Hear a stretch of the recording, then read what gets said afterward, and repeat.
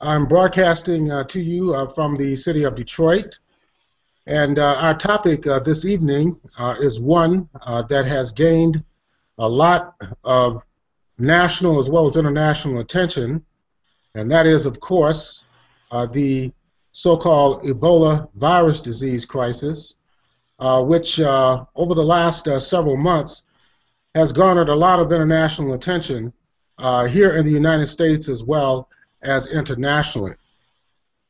For Workers' World newspaper, I have written 2 articles that have been published over the last several weeks, trying to examine the political impact of the Ebola crisis in Africa, as well as its impact on U.S.-Africa relations. As many of you know who read Workers' World newspaper on a regular basis, the United States is heavily involved in militarizing the African continent. At present, there is the United States Africa Command, which has thousands of Pentagon troops that are being coordinated throughout the African continent from both Stuttgart, Germany, as well as Camp Le Monnet in the Horn of Africa nation of Djibouti. We also know that the United States has been heavily involved in many so-called counterinsurgency operations on the African continent. Somalia is an excellent example. We published articles on the ongoing conflicts inside of Somalia. Also, the current situation in Nigeria. We have also published articles related to the counterinsurgency operations against the Boko Haram sect in the northeast of Nigeria. The United States is providing not only military advisors, but also they are involved in joint military operations, training exercises, indeed control and coordination of key African military forces. The African mission in Somalia, as well as the counterinsurgency against Boko Haram in Nigeria.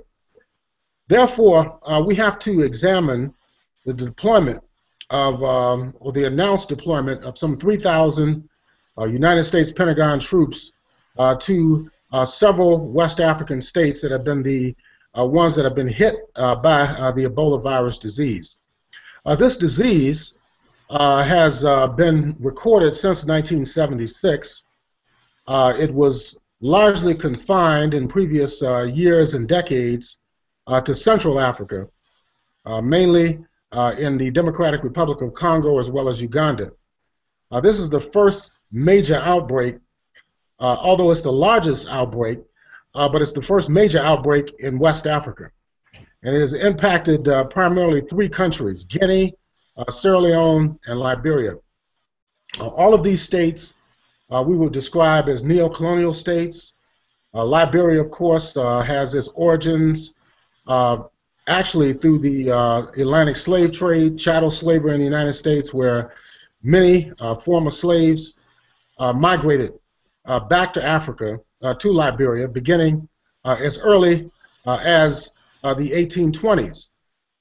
Also in Sierra Leone, a similar situation created that country by the British, beginning in the latter part of the 18th century and then, of course, escalating in the 19th century. The West African nation of Guinea is a former French colony, and it was one of the few countries in West Africa within the French colonial system that broke with imperialism in 1958 under the Democratic Party of Guinea that was headed by Ahmed Sékou Touré. This just gives you a little brief information about the political dynamics and the history of these 3 countries that are involved in this international pandemic. Now, I just wanted to mention that in the first article, I started out noting that 8 experts and journalists who were visiting the West African state of Guinea were found dead in the village of Nzirikore. This happened on September the 20th. Now, they went there ostensibly to educate people about preventing the spread of the Ebola virus, and the delegation met purportedly with some community elders, and then they were attacked by a group of youth. Now, Guinea was the first country, as I said before, that was identified in the latest spread of the disease, which previously had struck Central Africa, as well as West Africa over the last 3 decades. Now, although the motives for the killing of these 8 healthcare specialists and journalists are still not clear, some people speculate that the team may have been killed because of suspicions that they were there not necessarily to treat people for the disease, but to spread the disease. There's a tremendous amount of mistrust that has developed over the last several years involving Western medicine, Western medical teams, and several African states. This factor of mistrust and suspicion is not without warrant. Many of us know of the history of medical experimentation on African people during slavery, during colonialism. We know about the systematic denial and underdevelopment of African medical service treatment modalities. We know that the legacy of slavery and colonialism and indeed neocolonialism has underdeveloped Africa and therefore prevented it from developing its proper medical infrastructure, i.e. Creating enough medical doctors and physicians, creating medical researchers, creating hospitals and clinics and other medical facilities, medical education and preventive medicine. This is a byproduct of the impact of imperialism in Africa. So we have to acknowledge that the development of the Ebola virus disease outbreak is not taking place in a vacuum. It's taking place within a historical and social context, and of course the United States and the other Western industrialized imperialist countries are heavily involved even today in the attempted control and underdevelopment of Africa. Now, the mistrust that surrounds the spread of Ebola in some West African states has impacted the epidemic. There have been leading newspaper articles, there have been rumors that say that the outbreak is a direct result of biological warfare waged by imperialist countries against the African continent. Now, I haven't found any concrete information that would document that, but it is something that people do need to consider. And there have been articles written over the last several weeks that suggest this.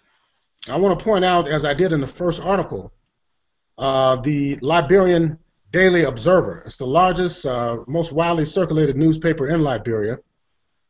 Dr. Cyril Broderick, who was a former plant pathology professor at the university in Liberia, asserted that the disease is spreading in Africa and it stems from the U.S. Department of Defense's biowarfare against the continent.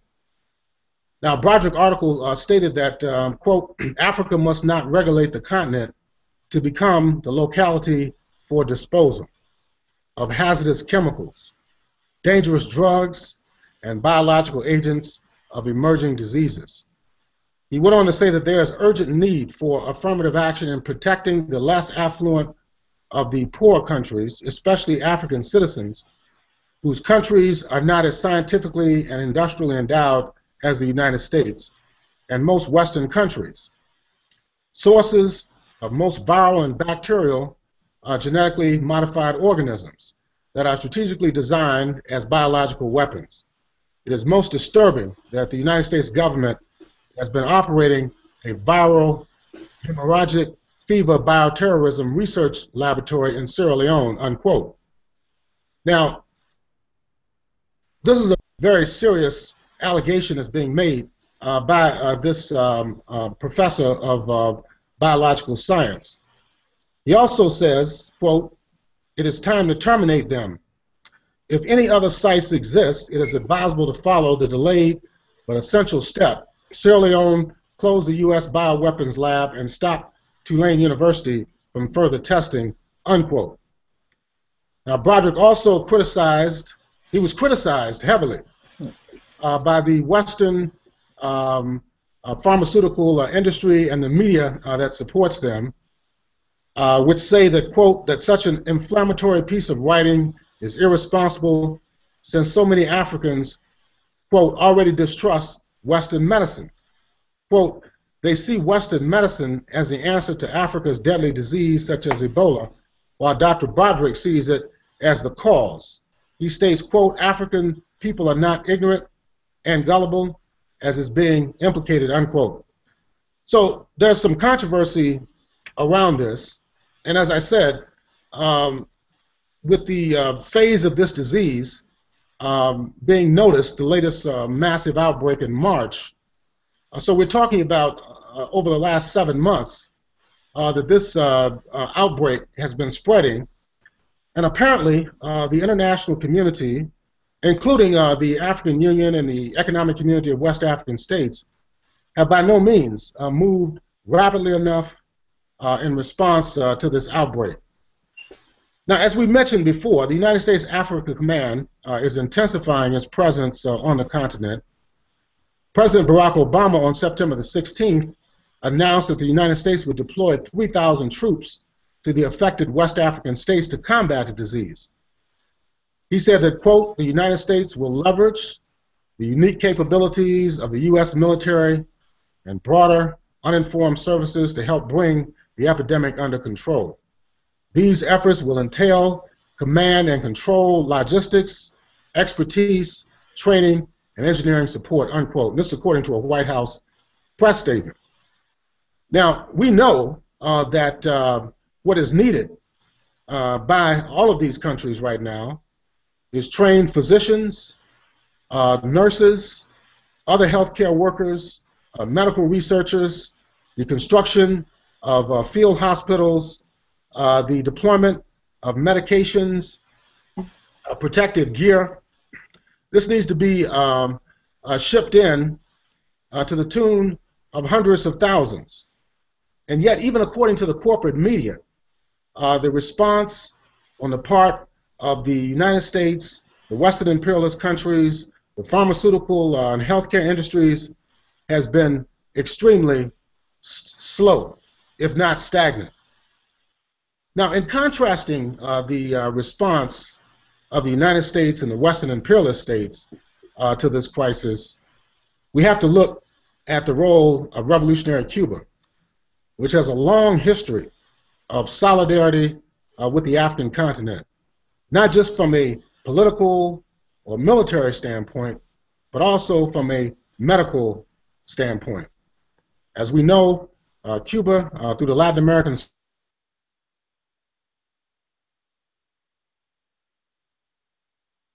School of Medicine, even students from oppressed communities here in the United States.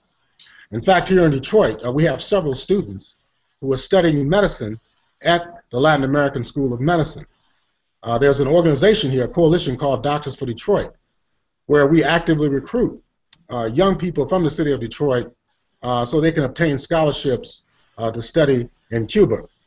And this is done as part of the overall international proletarian solidarity that Cuba has been involved in for over 55 years. Now, I just wanted to quote from the Vice Minister of Foreign Relations, Alberto Moreno, and he told the United Nations Security Council emergency session on Ebola on September the 18th that, quote, Cuba's response is part of our solidarity with Africa, Asia, and Latin America, and the Caribbean.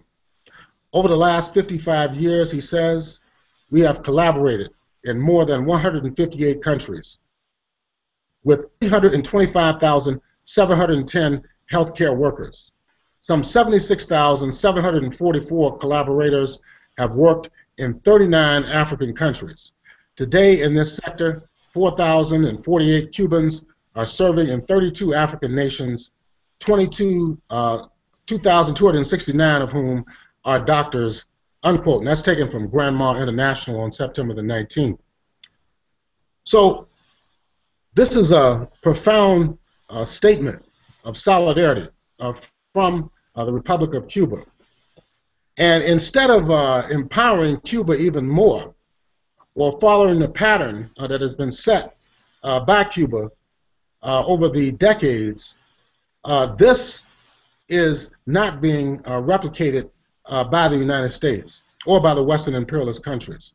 Now, France 24, which is a publication that comes out of Paris, did write an article very commendable of the role of Cuba in response to the Ebola disease crisis. So these are some of the developments that have been going on. I also wanted to mention as well that this epidemic has impacted not only Africa, but is also going to have an impact on the United States as well. We have a burgeoning West African expatriate community here in the United States. In the New York area, there are many Africans from Liberia, as well as Guinea, who reside in the metropolitan New York area. And with the diagnosis of at least one case of a Liberian American who had recently traveled from his home country in West Africa back to Dallas, and has been diagnosed as being the first case here in the United States. I mean, there have been other healthcare workers that have been evacuated. American healthcare workers have been evacuated from West Africa to the United States for treatment.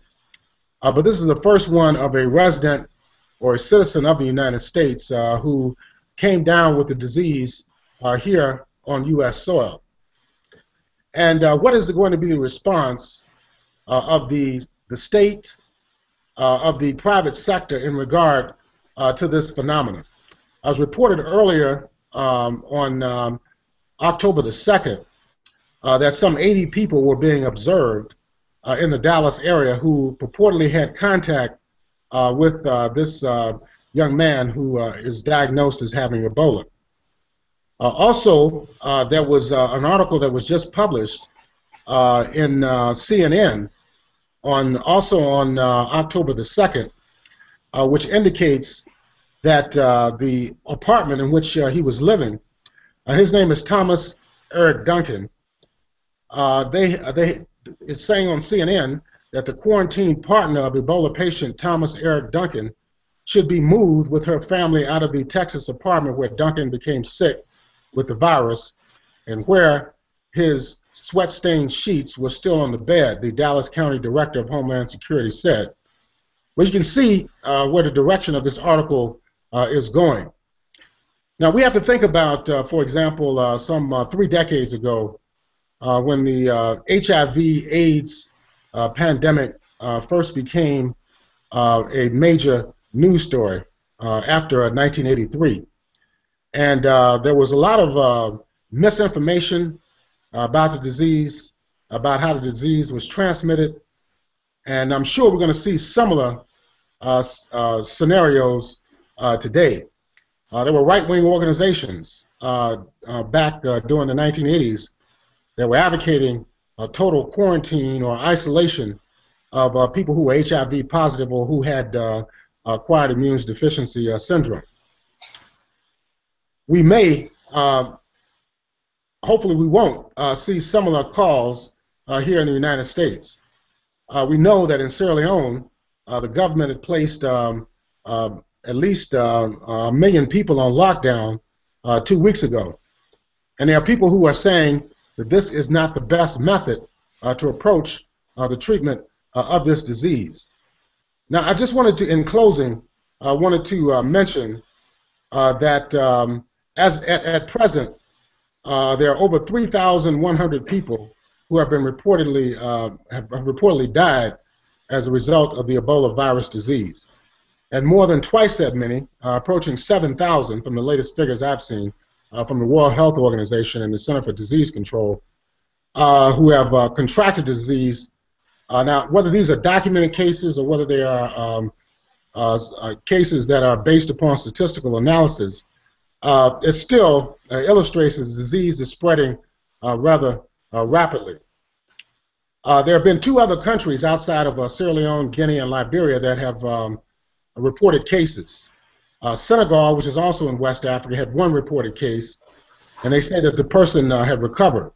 In Nigeria, there was a case of at least one death by a man named Patrick Sawyer, who was a Liberian who traveled from Liberia to Nigeria in order to get medical treatment, and he died in Nigeria. The president of Nigeria, Goodluck Jonathan, said last week that they had eradicated Ebola in Nigeria.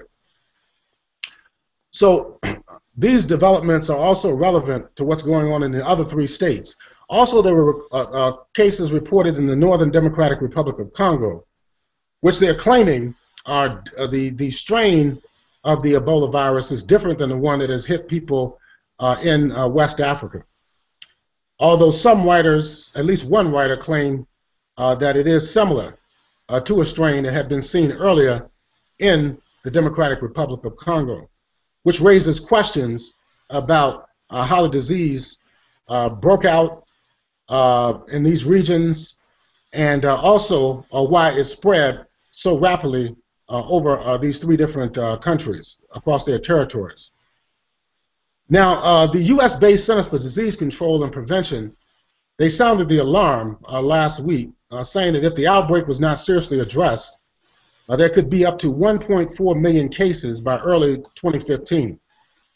Now, we don't know, whether that's just based on efforts to get more attention to the disease, or whether it is probable, statistically probable, for 1.4 million people to contract this disease in a matter of months. Now, on September 29th, the Associated Press even wrote an article which said that the needs of the outbreak have continually outstripped projections. The World Health Organization says around 1,500 treatment beds have been built or are in the works, but that still leaves a gap of more than 2,100 beds. So a lot of people are being turned away. There have been articles about Sierra Leone. They've been turned away from clinics and hospitals because there are not enough beds. So there needs to be the construction of field clinics and hospitals. Between 1,000 and 2,000 international healthcare workers are needed, and they and local doctors and nurses will require millions of disposable protective suits to stay safe. Thousands of home hygiene kits are also being flown in to help families protect themselves at home, unquote. That's from the Associated Press. Now, what's interesting about this whole situation, though, is, and it's quite interesting that this was published in a Washington Post blog on September the 28th by a writer, Karen Attia. She said that no African physician infected with Ebola have been evacuated for treatment to the United States. Now, this is a very, very strong statement coming and being published in the Washington Post, because as I mentioned earlier, there have been several U.S.-based healthcare workers, medical missionaries who have contracted the disease or have been exposed to it and have been evacuated immediately back to the United States, and all of them have responded positively to treatment. But Karen Attia is saying that there's some form of medical apartheid that is operating in this whole scenario. She says, however, several white medical personnel were immediately sent back to the U.S. She points this out as well for treatment, and all have recovered. Now, Attia stressed that the West African states are already suffering from medical personnel shortages. The deaths and sicknesses of some leading physicians in Sierra Leone and Liberia are worsening the overall crisis. So we have physicians who have gotten ill, some have died, and some have been forced into quarantine. She points out, and I quote, very recently Dr. Olivet Buck, a Sierra Leone doctor, died after the World Health Organization denied a request that she be transported to Germany for treatment, unquote, wrote Attia. Now, this is a very damning allegation. I mean, if this is true, then the German government needs to answer, or other governments need to answer, why this leading physician in Sierra Leone was denied the right to be evacuated for treatment. She also goes on to say in July, Dr. Sheikh Kumar Khan, an eminent physician who headed up Sierra Leone's Ebola response, died after negotiations for his evacuation, unquote. Complaints have already been leveled against Western institutional responses to the crisis. This same blog, written by Karen Attia, says, and I quote, "The U.S. Agency for International Development came under fire briefly after it was reported that the field hospital it was setting up in Monrovia, Liberia, the capital, was intended to treat only foreign workers. The agency now says that the facility will treat health workers of all nationalities," unquote. So this is also a very serious allegation that the U.S. aid would talk about setting up a field hospital only to treat foreign workers and not to treat indigenous Africans right there on the continent who need more help than anyone else. She also says that, quote, "On Sunday, September the 28th, health officials reported the Liberia's chief medical officer, Dr. Bernice T. Don, has been placed under quarantine after her assistant died from Ebola on Thursday. Sierra Leone officials have criticized the World Health Organization for its sluggishness on decisions to evacuate their country's infected doctors," unquote. Attia called for the rejection of travel bans and other forms of isolation regarding impacted West African states. She noted that, quote, "Health workers must be provided with adequate protective gear. We cannot allow what she called medical apartheid to characterize the international treatment of the African medical personnel and health workers from Europe or the United States," unquote. This writer then rightly points out that, quote, "After all, the African doctors will be the ones to be on the front lines to help their countries against malaria, against child mortality, against malnutrition, and other diseases that threaten African nations, but not the foreign workers. The African doctors fighting Ebola are heroes," Attia continued, "just as much as any foreign volunteers. We cannot leave them behind to die," unquote. Now, even the Wall Street Journal admitted in a September 29th article that the American military effort against this deadliest Ebola outbreak is taking shape in West Africa, but concerns are mounting that the pace isn't fast enough to check a virus that is spreading at a terrifying rate, unquote. It also says that they're not moving fast enough. So there is an international mobilization that's needed, both in Africa, but it also may become true right here in the United States. If their efforts are put in place to engage and unwarranted and unnecessary quarantines, isolation, stigmatization of African immigrant communities and others who may be suspected of have been exposed to the Ebola virus disease. So I think that this is something that the party should definitely be concerned about. I'm very pleased that we have published 2 articles over the last several weeks on this crisis, trying to place it within a broader socioeconomic context, looking at the actual history of Africa, the political economy of Africa, the role of imperialism and the underdevelopment of Africa, and also the threats of racism and xenophobia, both in Africa as well as here in the United States and in other countries. So this is something we should clearly follow. It may develop into a broad political struggle here in this country, and we know already that the African continent is very concerned. It's a major source of concern for the African Union as well as other organizations on the continent. So I will conclude there, and we will, of course, continue to follow this situation, and, of course, we will intervene and have an impact on trying to develop solutions and also political programs to address this crisis. Thank you once again.